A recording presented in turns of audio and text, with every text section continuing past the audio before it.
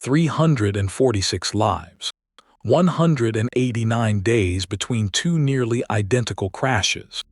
Two aircraft of the same model, on opposite sides of the world, dropping out of the sky in the same way, for the same reason. And the company that built them knew exactly what was wrong. For the better part of a century, the name Boeing was a synonym for absolute technical excellence. Founded in 1916, the company shaped the modern airline industry. The first transatlantic jets, the Jumbo, the Dreamliner. Generations of engineers passed through its hangars believing in one principle above all others. The aircraft must come home. But behind the gleaming aluminum fuselage of the Boeing 737 MAX lay a devastating organizational pathology.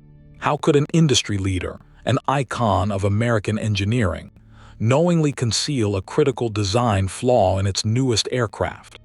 How could that concealment lead directly to the deaths of 346 people, in two crashes, in two countries, in less than half a year? The honest answer is that none of this was an accident. It was a mathematical inevitability, driven by a corporate culture that had learned to prioritize quarterly profit over the laws of physics. The story does not begin with engineering. It begins with economics. In 2011, Airbus stunned the global aviation industry by announcing the A320neo, a re-engined narrow-body delivering 20% better fuel efficiency on the world's busiest routes.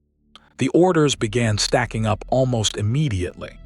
Within 6 months, Boeing had lost more than 500 deliveries to its European rival. American Airlines, a Boeing customer for decades, defected. The signal to Boeing's board was unmistakable: either respond or surrender the single-aisle market. Designing a brand new clean-sheet aircraft would cost between $12 and $15 billion and take 7 to 10 years to bring to market. That was the responsible engineering answer. But Boeing did not have a decade. Wall Street demanded a response this quarter, not next decade. The board faced a brutal choice: spend a fortune doing it right, or find a cheaper, faster way to put the LEAP engines on something that already existed. They chose the second path. Boeing chose the shortcut. They would patch the half-century-old 737 airframe, a design rooted in the 1960s, with the brand-new, larger, more powerful LEAP turbofans. The branding said new. The marketing said next generation. The certification crucially said legacy. Same airframe family, same pilot type rating, same training. The aircraft itself, however, was about to say something else entirely, something physics would not let them ignore. The new LEAP engines were significantly heavier and considerably wider than the engines they replaced. To fit them under the iconic but very low 737 wing, Boeing's engineers had to do something the original 737 designers never imagined. They mounted the engine pylons 15 centimeters forward on the wing and slightly higher. This was not cosmetic. It shifted the center of thrust. Under high power, the aircraft would no longer behave the way the legacy 737 had behaved for 50 years. And legacy behavior was the entire point of the certification strategy. The aerodynamic consequence was subtle, but it was lethal. Under high throttle, particularly during takeoff and steep climbs, the 737 MAX exhibited a natural tendency to pitch its nose upward, toward stall. The airframe itself, with these new engines mounted in this new position, wanted to fight gravity in the wrong direction. The wing wanted to lose lift at exactly the moment a pilot needs every ounce of it. Boeing had to find a way to hide this from the pilot, the airline, and the regulator. Boeing's solution was not aerodynamic. It was not a redesigned wing or a relocated engine or a new tail. It was software. They named it the Maneuvering Characteristics Augmentation System, MCAS. Its job was to silently, automatically, push the nose back down whenever the aircraft sensed too high an angle of attack. The pitch to airlines and regulators was even simpler. The 737 MAX flies just like every other 737.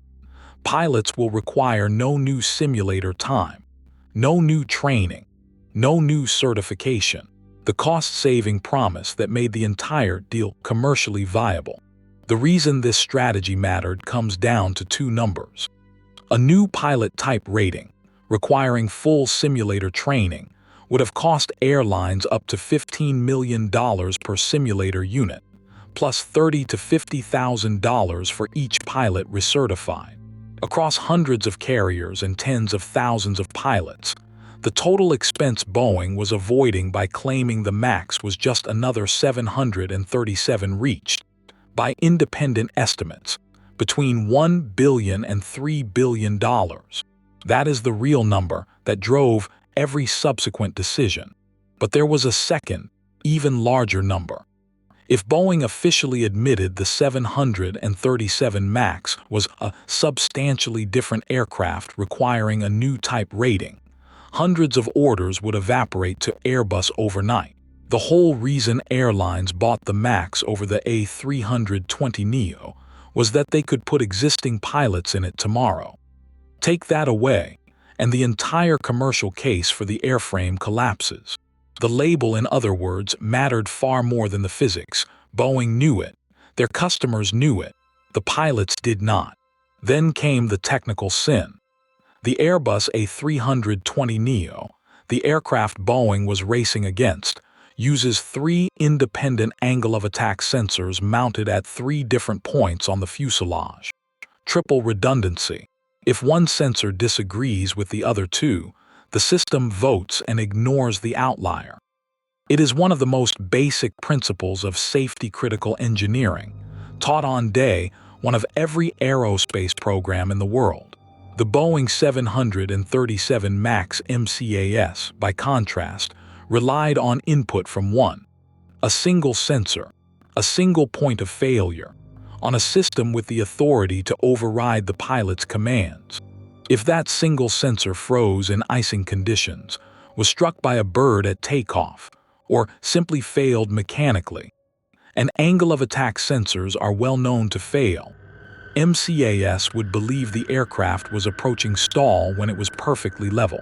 The software would not check with the second sensor on the other side of the nose. It would not ask the pilot. It would simply act, aggressively, repeatedly, with full authority over the flight controls. MCAS commanded the entire horizontal stabilizer trim downward. The nose dropped.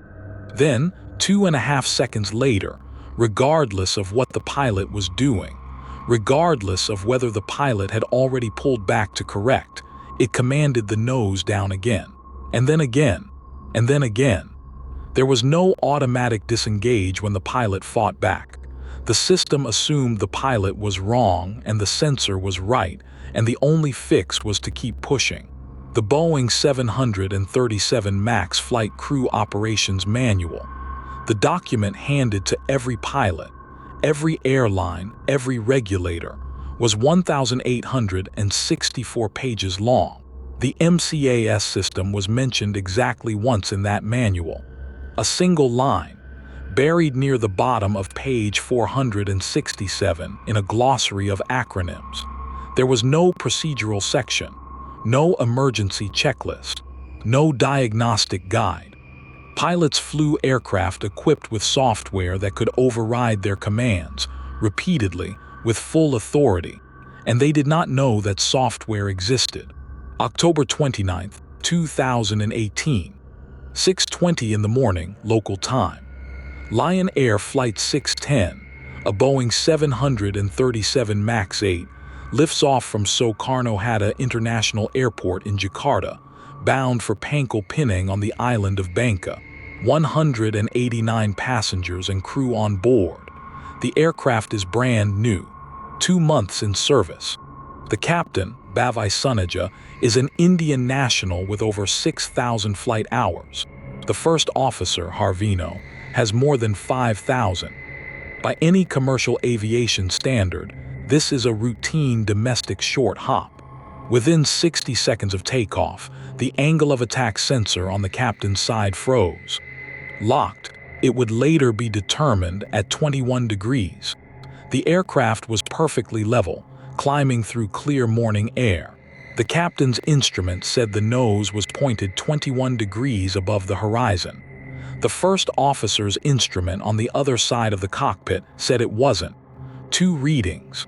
They could not both be right. MCAS had no way to ask which one was.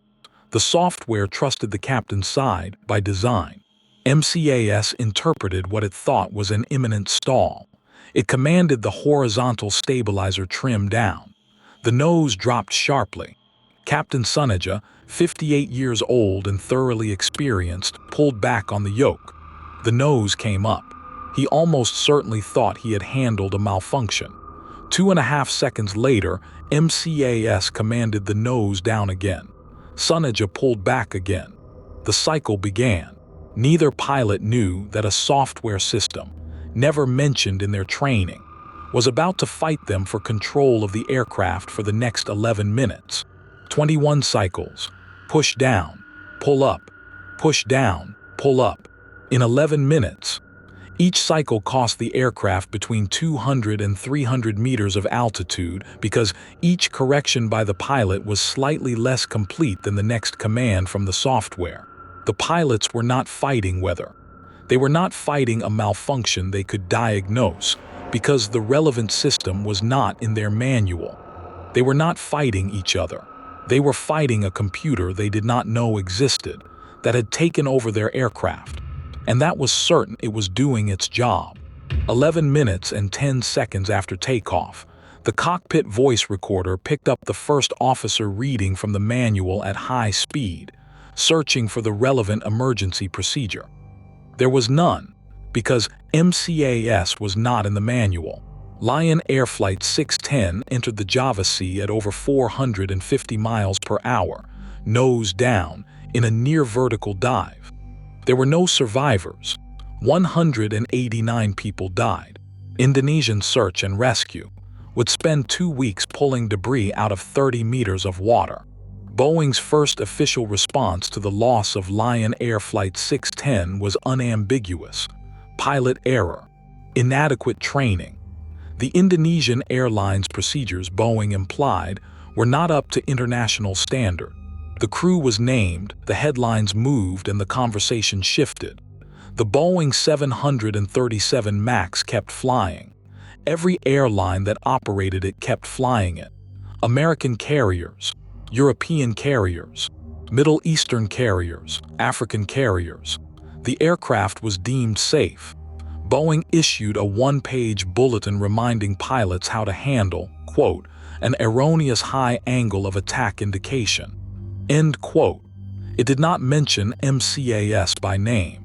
March 10, 2019. 132 days after Lion Air. 8:38 in the morning local time. Ethiopian Airlines Flight 302, another brand new Boeing 737 MAX 8, lifts off from Bole International Airport in Addis Ababa. The destination is Nairobi.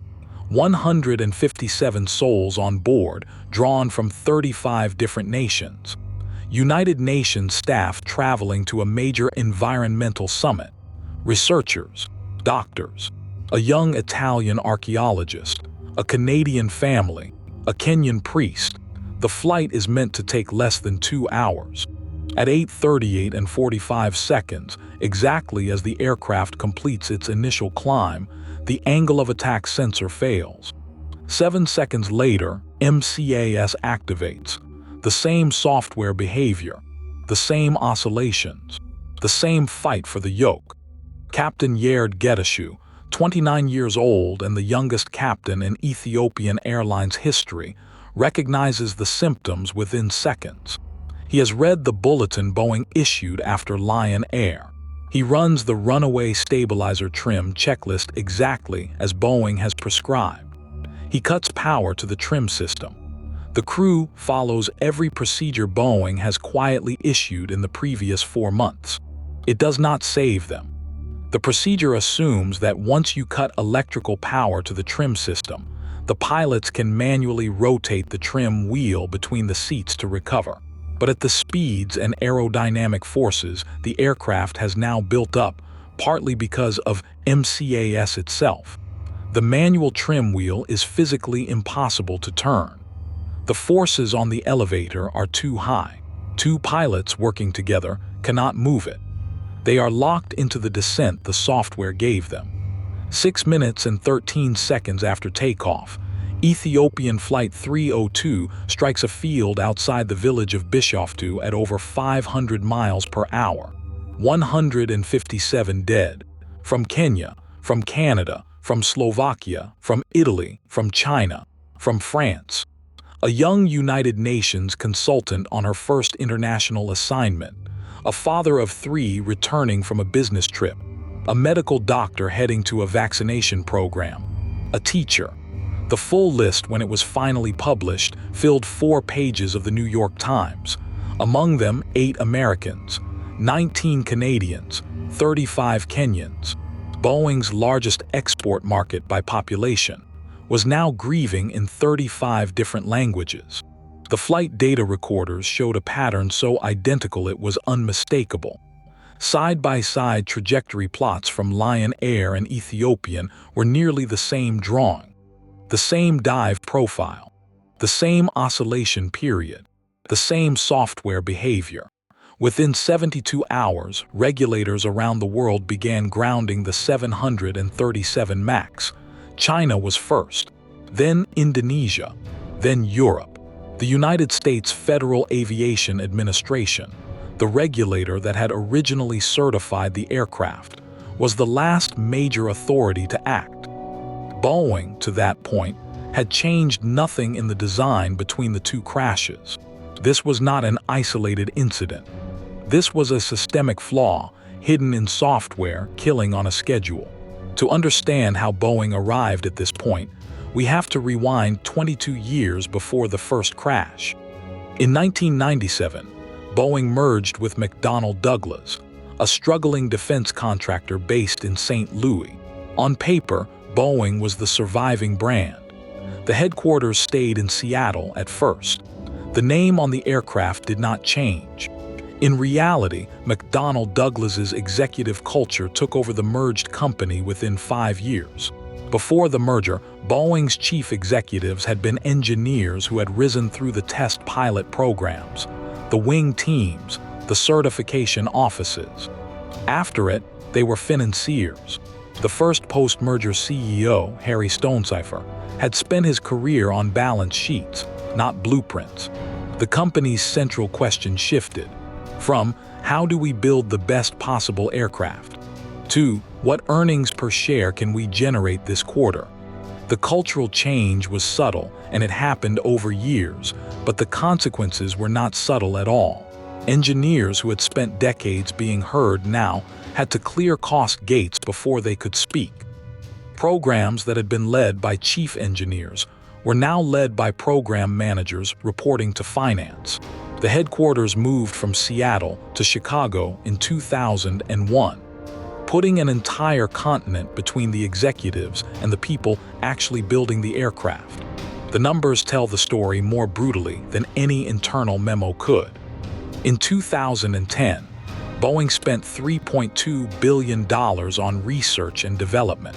In the same year, the company spent $13.5 billion on stock buybacks, money used to repurchase its own shares from the open market, raising the stock price and the value of executive compensation packages. By 2018, the year before the first 737 MAX crash, research and development had fallen to $2.9 billion. Stock buybacks had risen to over $18 billion. R&D went down. Buybacks went up. The trend was not accidental, and the engineers inside the company saw it clearly. An internal Boeing email, sent in 2017, 18 months before Lion Air surfaced during congressional hearings 2 years after Ethiopian, An engineer working on the MCAS certification package wrote, quote, "The MCAS lacks redundancy. This is unacceptable." End quote. The email was not anonymous. It was not buried in a margin note. It was forwarded explicitly up the management chain. It was acknowledged. There is documentary evidence that more than one manager read it. Nothing changed. The certification package was submitted to the FAA the way it had been written, with one censor, no pilot disclosure, and no procedural training requirement. A manager replied to that engineer with 7 words that would later be entered into evidence in federal court. Quote, "Safety is expensive. What are we willing to cut?" End quote. The exchange does not need translation. It does not need context. It is the entire crisis condensed into a single line. An unsent reply, found in the engineer's drafts folder months later by federal investigators, contained 2 more words. Apparently, everything. The engineer had typed the response, looked at it, and saved it without sending. By the time anyone read those 2 words, 346 people were already dead. The bill came due in stages, the way these bills always do. Federal Aviation Administration fines, $1.9 billion in deferred prosecution fees alone. Family settlements, $2.75 billion, paid out to 215 separate families, calculated on the future earnings of pilots, doctors, and teachers who would now never earn anything again. In July 2021, Boeing pleaded guilty to a single count of fraud against the United States government. The maximum corporate fine for fraud of that magnitude is $243 million. Boeing paid that fine the same week. Boeing's 737 MAX orders dropped 90% in the year following the Ethiopian Airlines crash. The aircraft was grounded worldwide for 20 months. When it was finally allowed to return to service, after a redesigned MCAS that read both sensors and could be disengaged by the pilot, passengers learned a new habit. Check the aircraft model on the booking page. Refuse sometimes to board. Search engine queries for the term 737 MAX rose 400% in the months after the grounding. Trust, once lost, does not return on a balance sheet. It returns one funeral at a time. What the Boeing 737 MAX revealed is not a single point of failure. It is an equation. Structural weakness, plus software complexity, plus a deliberate lack of transparency, plus a corporate incentive structure that rewarded silence, equals an inevitable catastrophe. The pieces did not have to be combined this way. Each one of them, taken alone, has been managed safely on hundreds of other aircraft. It was the deliberate combination, and the deliberate concealment of that combination from the people who would fly the aircraft, that produced 2 craters and 346 obituaries. Complex software can serve as a smokescreen for bad engineering. When you cannot fix the airframe, you patch it with code. When you cannot afford an honest disclosure, you bury the truth in a manual no one reads. When you cannot accept the cost of safety, you pass that cost downstream to the airline, then to the pilot, and finally to the passenger sitting in row 18. The 737 MAX is the most public example of this dynamic in modern history. It is not the only one. It is almost certainly not the last. 346 people did not wake up the next morning. Children who would not return from school, parents who would not call home, a doctor from Nigeria who had been on the United Nations vaccination program for 10 years, a teacher from Kenya who had just received a scholarship to study in Italy, a young engineer from Slovakia, 24 years old, on his second international job, a mother from Canada returning to her 3 children after a business trip, a bride from Ethiopia, 3 weeks before her wedding, with the dress already chosen. The Boeing 737 MAX did not fail because the technology was impossible. It did not fail because the physics was unknowable. or because the engineers were not capable, or because the aircraft was beyond what could be built. It failed because an organizational culture, given a choice between the right answer and the cheap answer, chose the cheap answer twice. Boeing's secret was not technical, it was moral. The company knew what redundancy cost. It knew what training cost. It knew what disclosure cost. It chose, deliberately and repeatedly, to spend less than it knew was safe. In aviation, silence is sometimes the deadliest weapon. The systems failed loudly. The instruments showed the disagreement. The shaker stick warned of stall. The descent rates triggered alarms in the cockpit. The engineers spoke softly, in emails, in margin notes, in technical reviews. The managers said nothing in the room where it would have mattered, in the hour when it would have changed the certification. And 189 days separated the first warning, in the form of 189 bodies in the Java Sea, from the second. Those who forget the lessons of the Boeing 737 MAX are doomed to build the next one. 346 lives. 189 days between identical disasters. 0 excuses when the documents finally became public. The aircraft has returned to the sky. The CEO has changed. The grounding has ended. The lawsuits have settled. But the next aircraft, the next industry, the next quiet boardroom pressure to ship a product before it is genuinely ready, is already in development somewhere on this planet. The question, as always, is whether the engineers will be heard before the funerals start. If this investigation matters to you, subscribe to Buried Truths. Every week, another corporate cover-up, fully documented, fully sourced, every name and every number traceable to the public record. Because the next time someone in a boardroom says safety is expensive, you will know exactly what they mean and exactly what it costs the rest of us. 346 lives, 189 days, 0 excuses.